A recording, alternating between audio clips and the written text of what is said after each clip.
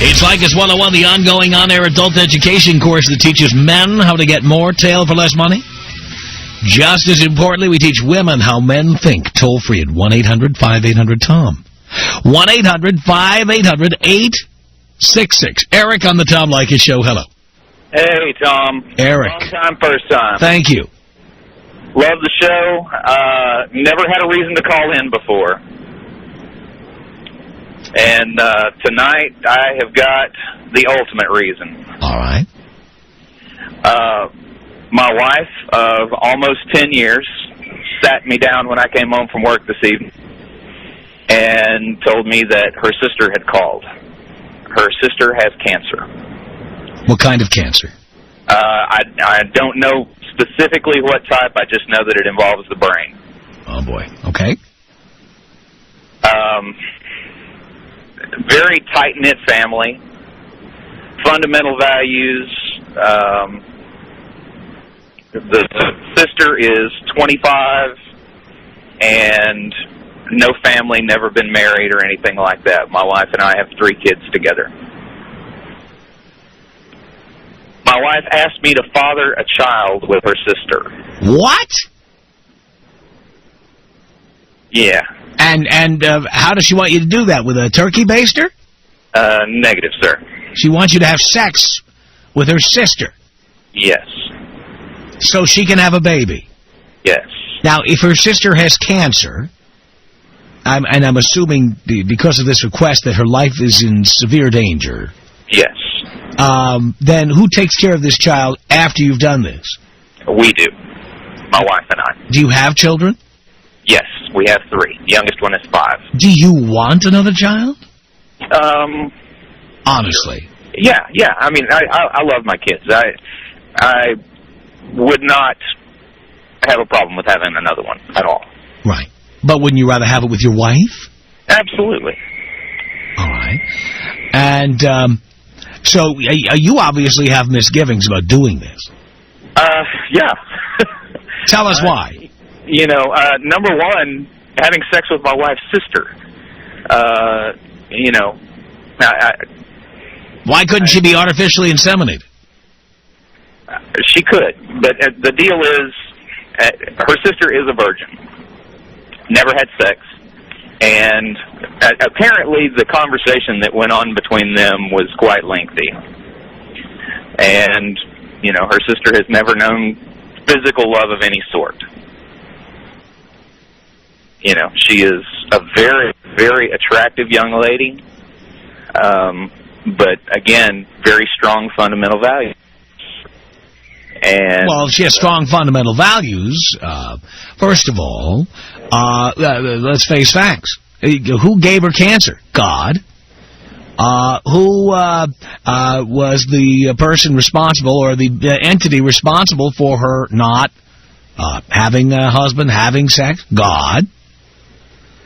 Right. You know, I mean, if she doesn't have kids and she has cancer, it's because God said so. And by the way, God also says no fornicating. Yeah, absolutely. So none of this makes any sense. If she is a fundamentalist Christian, then what she or your sister, what your wife is proposing about her sister is just plain wrong. I think I agree with you. So my reason for, first of all, I don't think this is a very healthy thing to do.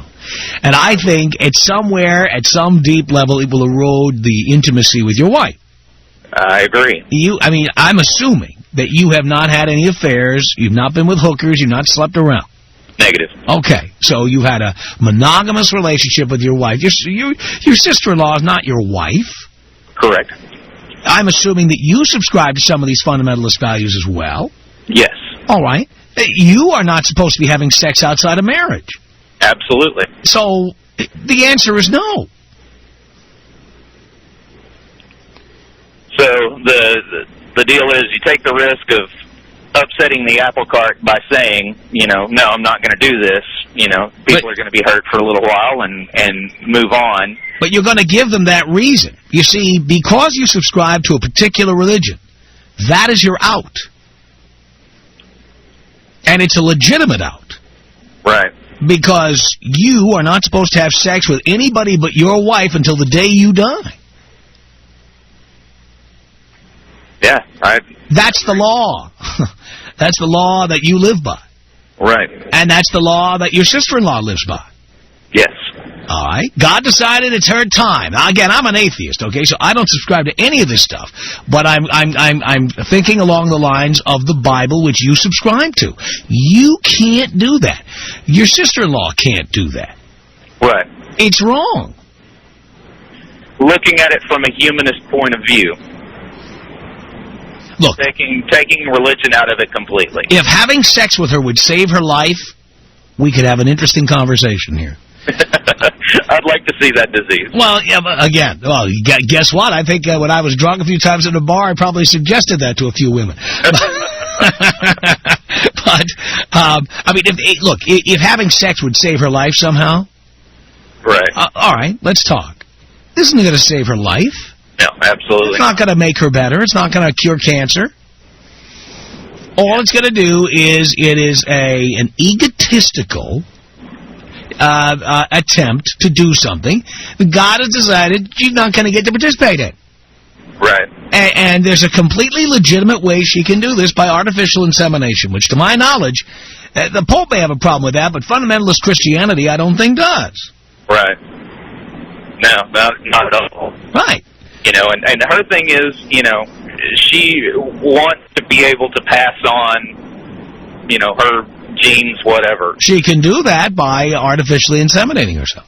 Right. And my wife is suggesting this route because at least that way, if we raise the child, it's one of ours and shares genes. You can contribute sperm, and she can be artificially inseminated. Yeah. I think it's a no-win for you being... I think I agree with you 110%. You know, being in a religious family especially, I don't care what your wife's trying to do today. Someday she's going to ask you how her sister was in bed, or how her sister looked naked, or how was it. Right. And then you're either going to have to lie, or you're going to have to say it wasn't that good. Or, do you really want to go there? Yeah, no, I don't. No, you don't. Now, you can offer to be a sperm donor, and she can go to the doctor and be artificially inseminated. But it is not your job to be her one trick in life. Right. And as far as I'm concerned, you have a completely legitimate reason. And if she needs any more convincing, I would head down to your pastor and have the 3 of you or the 4 of you in for a consultation. Yeah, that's a good idea. You know, because the pastor will set it straight. Oh, yeah. You're not supposed to be doing this stuff. Right.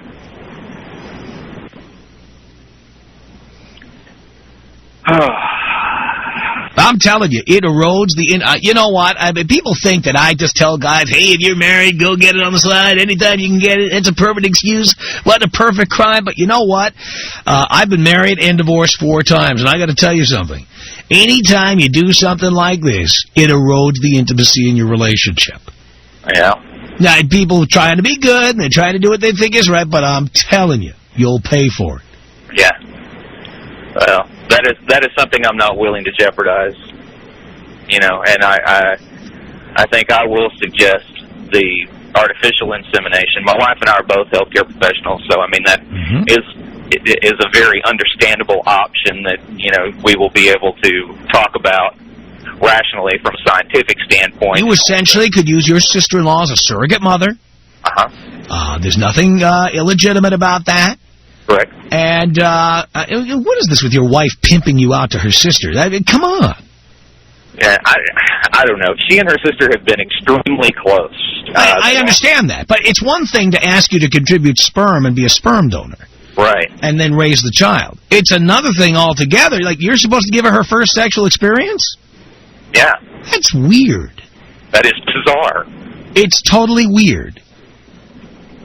And the thing is, look, if you told me you wanted to do it and you didn't have a problem with it, well, we'd have a different conversation. You subscribe to a set of beliefs. Right. And your wife does. And your sister-in-law does. This would violate those. Yeah. And, you know, again, if you wanted to violate your beliefs in the name of saving a life, hit me. But that's not what you're telling me. No. Oh, she needs one good night in the sack before she dies? That doesn't do it for me. No. You know, I don't know. I offered her, you know, I have plenty of friends who would gladly, I mean, my wife and her sister are both extremely attractive ladies.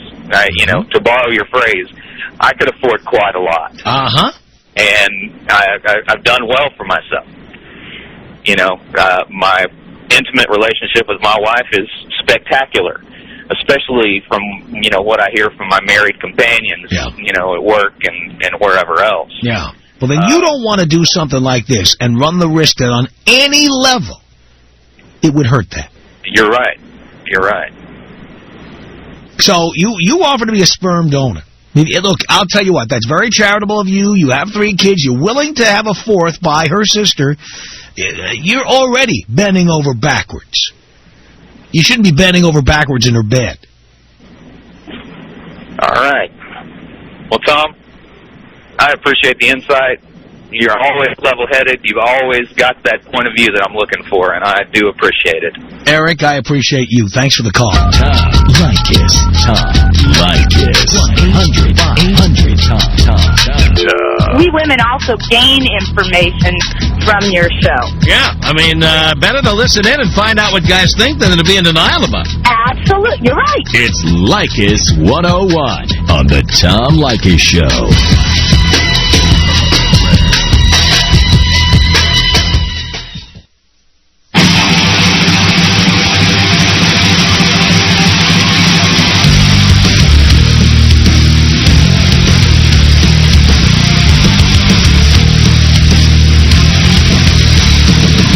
Tom Leykis Show. 1-800-5800-TOM is our telephone number. Leykis 101. I am your professor. Mike, hello. Dad, Son? I gotta tell you, you saved my life. Really? About 3.5 years ago, I met this girl, and I was 20 at the time. She was 19, and we dated, and for the first 3 months, it was the most ideal relationship ever. I was getting sex whenever I wanted. It was the greatest thing ever. 3 months into it, I get a call from her ex, or who she told me was her ex, and I find out that she's got a 2-year-old with the guy who she lied to me about for 3 months. What lie did she tell you? Well, she didn't tell me she had a kid. Oh, okay. In fact, when I asked her about it, she denied it at first. Right. And being the sucker I was, I hadn't been listening to you.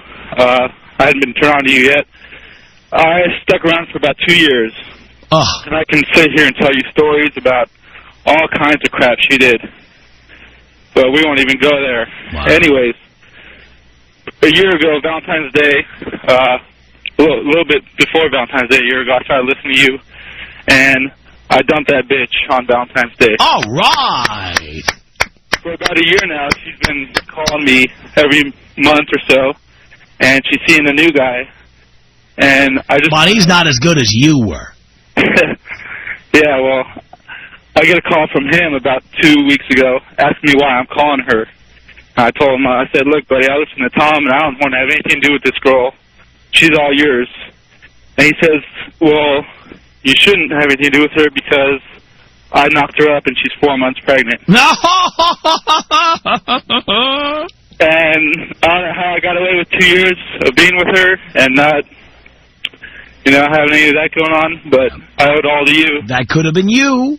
And let me tell you something, Tom. Since then, I'm hooking up with my manager's wife now from work. Uh-huh. And she got pregnant when she was 20, and she's 25 now, and they've been married for about 8 years. And here she is hooking up with me, and all I can think every time I see him is I could have been that guy, you know? Well, you could still be that guy. Yeah, if I get with another single mom again. No, but the thing is, you're with a woman right now who's married and has a kid. Is that not a good idea? Well, do you like your job? Yeah. It's a bad idea.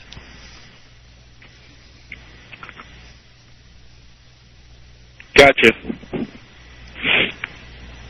Forget about the fact that the guy might shoot you or hurt you somehow if he finds out, and you'll lose your job. Yeah. And what if she got pregnant? Yeah, well, we talked about that, and she wouldn't have any more kids. Well, she lies to him. Why wouldn't she lie to you? Well, she's already married. She's already being taken care of. It doesn't matter. I mean, what if she just decided she wanted to have a kid? What if she just decided to be sloppy and figured, it's his problem. He'll have to pay for it. So that's not a good idea, then? No, it's not a good idea. So, all right. Can't you find any single chicks? Yeah. Then why don't you? Oh, I do. How about you limit it to that and stop fishing off the company pier? Got you, Dad. All right, son? But thank you for saving my life. All right. Because without you, I probably would have still been pussy sticking around with that chick. I may be saving it again here, pal. Thanks, Dad. All right, son. Appreciate the call. Ray on the Tom Leykis show. Hello. Rich Dad. Hey. How's it going, Ray? Oh, man. I'm burned out, Tom. Uh-huh. Check this out. I'm 24 years old. I've been working my ass off. Man, I need some inspiration, Tom. I tried getting my business license. I'm trying to work right now. I work 10, 12 hours a day. Right. Trying to start out my own business, man. Uh-huh. And for some reason, I'm reading like crazy. I'm trying to educate myself. I mean, I have 2 years of college. I mean, I don't have too much, but I mean, I try to get experience from here and there and try to learn from different types of people. And for some reason, it's just not working, man. I mean, was it just meant for some people to be rich, or like other people say? Yeah, well, it takes time, Ray. You're only 24 years old. But I have very high expectations for myself. I understand that, but don't be so hard on yourself. You know what? When I was 25, I still didn't have a full-time job in this business. I still couldn't keep a job. I was 25 and 2 months. Really? When I finally got a full-time job and continued to be employed full-time in my profession that lives up to this day. I mean, did you have, like, high expectations? Or Sure I did, and I was very disappointed in myself, and I was kicking myself. I was very hard on myself. That's what I do. It's like, oh, my God, I was in the military, and I got out of the military last year, and it's like, what? This is all I've accomplished? I mean, I make Well, the military takes up years of your life that other people use to build up their careers.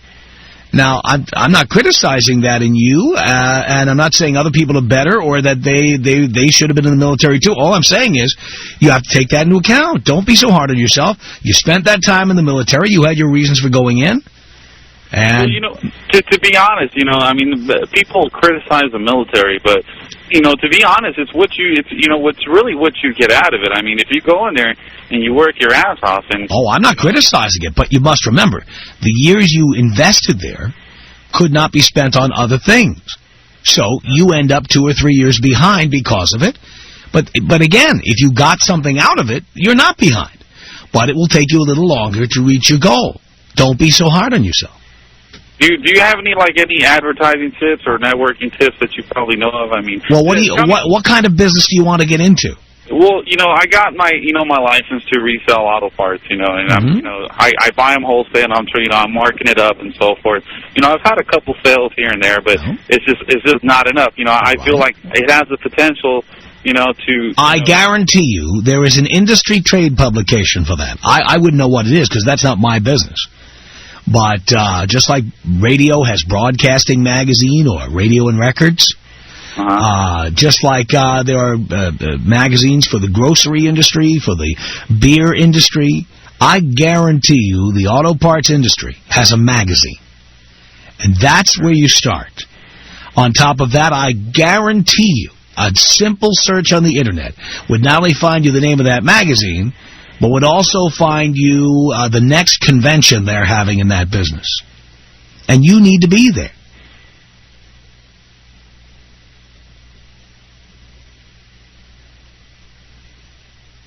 You go there, you have a few drinks at the bar, you're going to meet other people who do what you do. You're going to meet people you could do business with. You're going to go to seminars and learn how people became successful doing what you do. That's how it's done. I hope you're listening on the radio. He was disconnected. He was on a cell phone. That happens. But that's what you do. Go to the Internet. Find the Auto Parts Industry magazine. Find out when the next Auto Parts convention is being held. And make your reservations now. 20 years in a row, I went to the convention of the National Association of Broadcasters. 20 years in a row. A lot of the friends I made at those conventions, that's why I'm here now. No doubt about it. 1-800-5800-TOM is our telephone number. Catherine on the Tom Leykis Show. Hello. Hi, Tom. Hi, Catherine. I have started listening to you about 2 months, and I would really like to know your point of view on this matter that I have, since you're a no-nonsense person. Go ahead. Okay, I'm 27, and my boyfriend is 30, and we've been dating for 2 years, and unfortunately, he got kicked out of the country. So we've had about 1 year of long-distance relationship now. Why was he kicked out? He was an illegal alien? Well, yeah, his case just didn't get approved, and after 10 years of living here, he finally... Well, you say his case didn't get approved. He was here illegally. Not really. He was here legal. What reason would there be for not approving him if he was already here? Right, but he didn't come illegally. He came legally, but then he stayed after his visa expired, and he was illegal.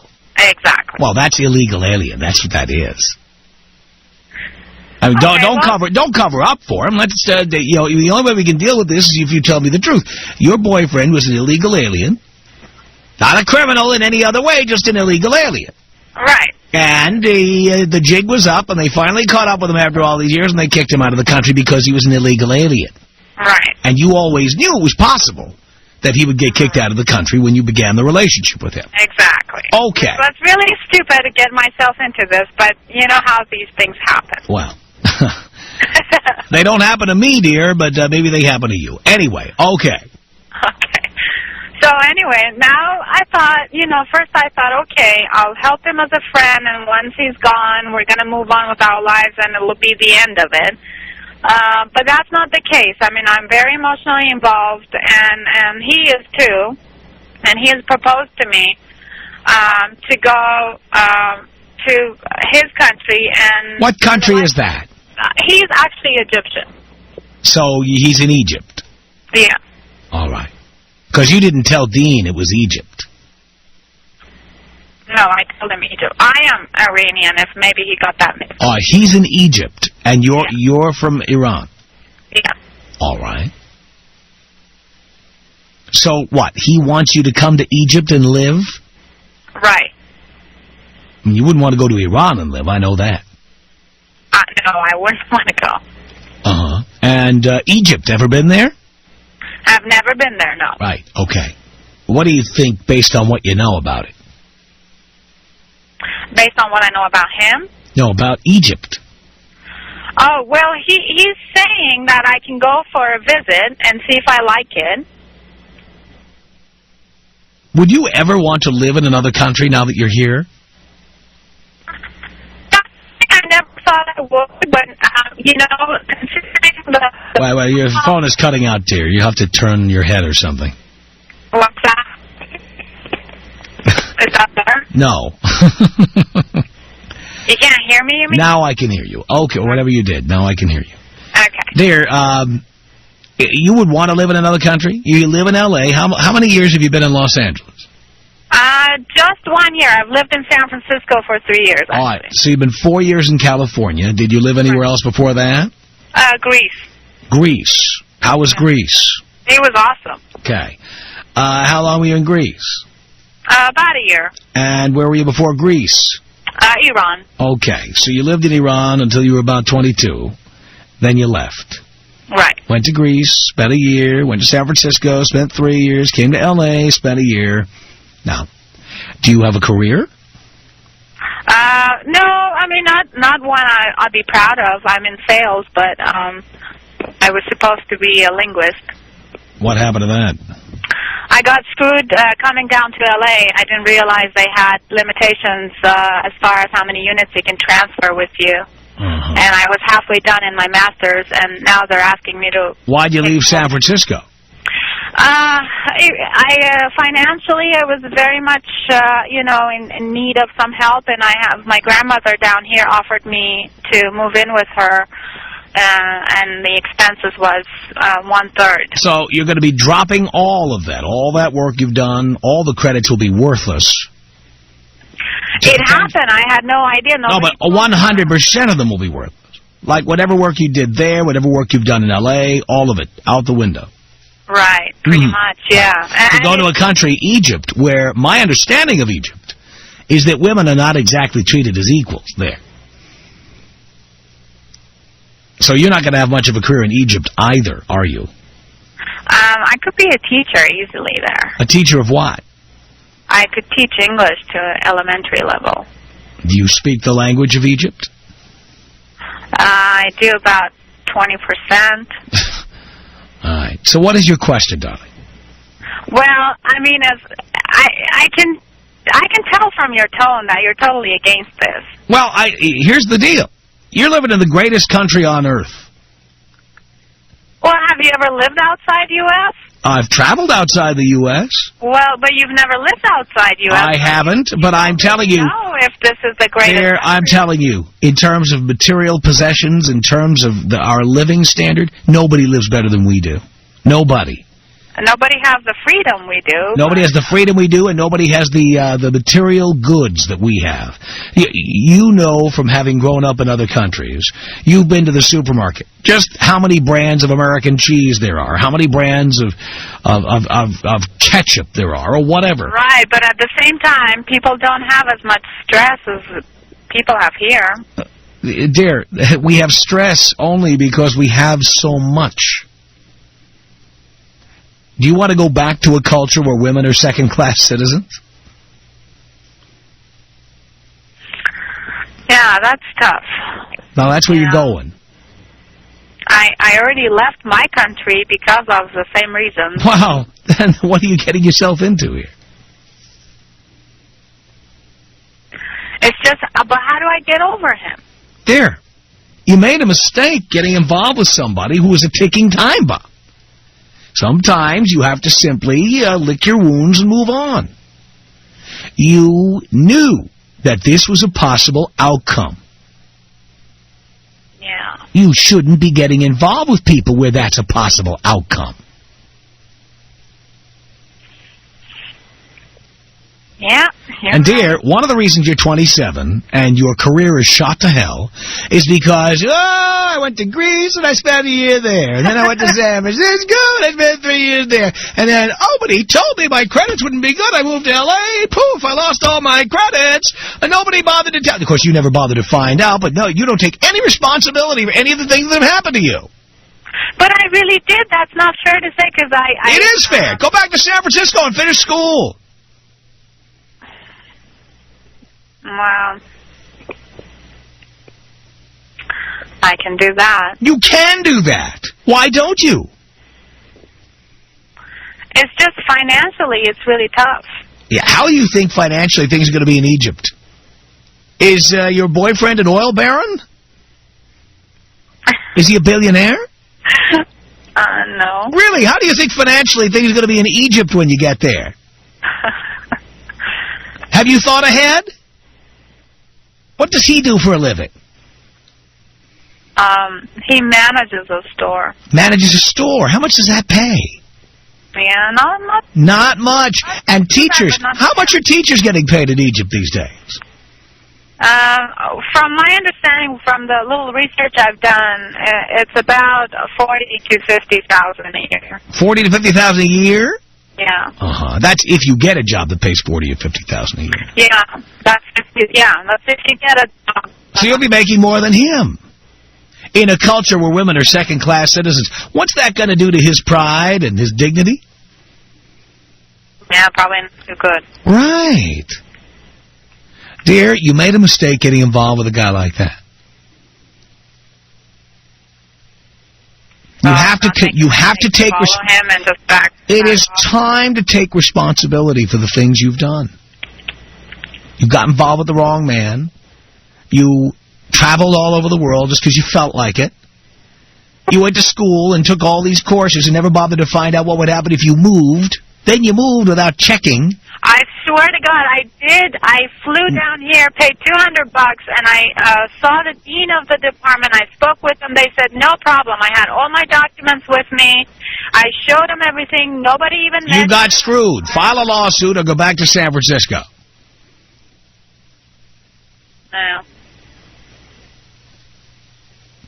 Dear, if you don't mind my saying, you don't sound like you have a lot of focus in your life. In fact, you don't sound like a woman who's in love. You don't. Why do you say that? Because there's no passion in your voice at all when you talk about this guy. At all. I think mostly you feel badly that he got sent back and you're here. You feel guilty somehow. And it's more that than anything else. It isn't love.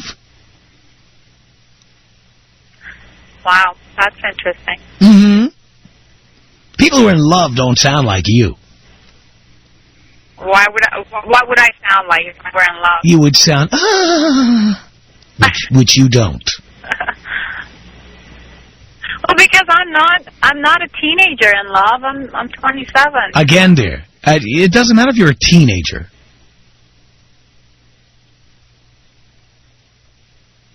If you were in love, you wouldn't be calling me to ask this question. You'd get on a plane, fly over there, get married, and live happily ever after. You have doubts. That's why you're calling a complete stranger and asking this question. Exactly. No, you're right, because that's what my mother says. She says if you love him, you'd be there by now. That's right. You don't want to go to Egypt, and you know it. And there's not a person listening right now who thinks you should go. That's why I called. I just needed your advice.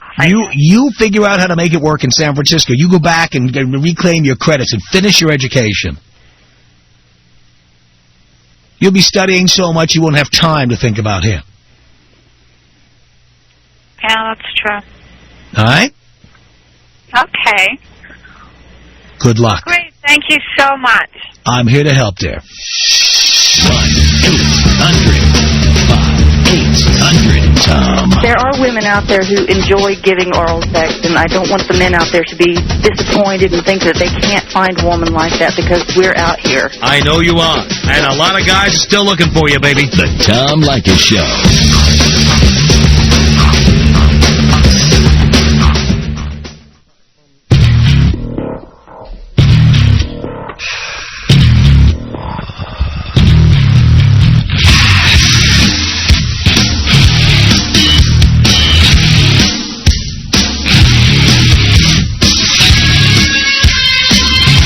Leykis Show at 1-800-5800-TOM. It's Bobby on the Tom Leykis Show. Hello. Hi, Tom. How you doing? Long time, first time listener. Thank you, Bob. It's a pleasure talking to you. I have a problem here. I know you're going to kick my ass. I have a problem with this chick. She's Jewish. I'm not. I mean, I'm most, as you call it, I'm an atheist. So, and she's one of those fundamental Jewish, and we have so many problems. You know, we have nothing in common. But I mean, she's a virgin. She wouldn't give up her virginity. I mean, we have all kind of other, sort of sex, but not the, official one. No intercourse. Exactly. Yeah. And, got to the point that I'm not going to have any luck with this chick. So I hooked up with another one. And, right now she's not in the country. She went for vacation back to my country. We're both from Iran. And trying to dump this girl and don't know how to do it. How hard is it? She won't have sex with you. You have nothing in common. She's Jewish. You're not. Every time I tell her, you know what, we need to take a break. I mean... No, don't say... No, you don't need to take... Don't lie. That's part of your problem. We need to take a break implies that it's not over. You have to tell her it's over. Yeah. You have to tell her. Oh, okay, so I guess I'm not. And I have a question for you. Yeah.